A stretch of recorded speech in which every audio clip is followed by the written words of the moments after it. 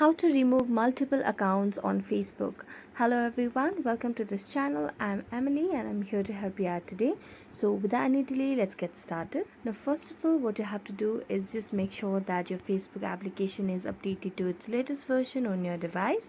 So just go to the Play Store application and search for Facebook. And as you can see, there's update available for the application on my device, so I'll just have to update this application. And after getting it updated, I'm going to go to the Facebook application. Now make sure that you're logged into your account. Now after logging into your account, you have to just tap on your profile and scroll down and tap on logout. Log out again.